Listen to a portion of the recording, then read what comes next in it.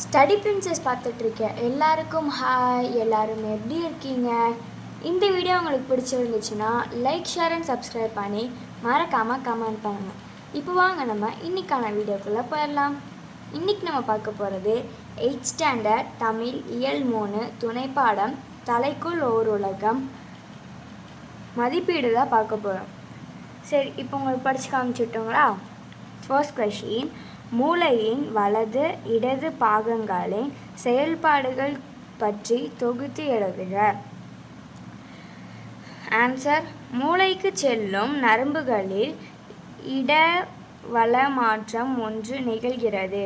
அதாவது வலப்பக்க செய்திகள் மூளையின் இடப்பக்க பகுதிக்கும் இடப்பக்க செய்திகள் வலப்பக்கத்திற்கும் செல்கின்றன.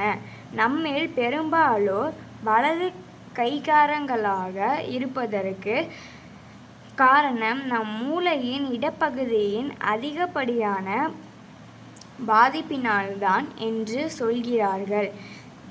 இடது பாதிதான் பேச, எழுத, கணக்கிட, தர்க்க ரீதியில் சிந்திக்க உதவுகிறது.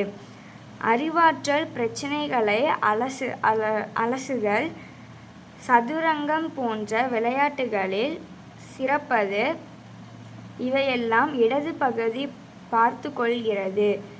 நம் மொழி அறிவு கூட இடப்பகுதியே.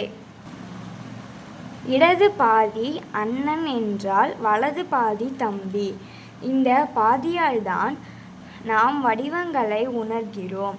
கவிதை எழுதுவது, படம் வரைவது, நடனம் ஆடுவது, நடிப்பது போன்ற கலை தொடர்பானவை எல்லாம் வலது பாதியில்தான். வலது பாதி சரியில்லை எனில் வீட்டுக்கு போக வழி தெரியாமல் திண்டாடுவோம். வலது பகுதி ஆக்கிரமிப்பு அதிகமாக இருப்பவர்கள் நடிகர்கள், பாடகர்கள், நடன கலைஞர்கள், இசை கருவிகளை கையாளுபவர்கள், இன்ன பிறர். இடது பகுதி ஆக்கிரமிப்பு அதிகம் இருப்பவர்கள் பட்டய கணக்கர்கள், கணக்கு ஆசிரியர்கள், இந்திய ஆட்சிப்பணிக்கு படித்தவர்கள் போன்றோர். இடதும் வலதும் சரியான அளவில் கலந்து இருப்பவர்களும் உண்டு. அவ்வளோதான். இந்த வீடியோ உங்களுக்கு பிடிச்சிருந்துச்சுன்னா லைக், ஷேர் அண்ட் சப்ஸ்கிரைப் பண்ணி மறக்காமல் கமெண்ட் பண்ணுங்கள்.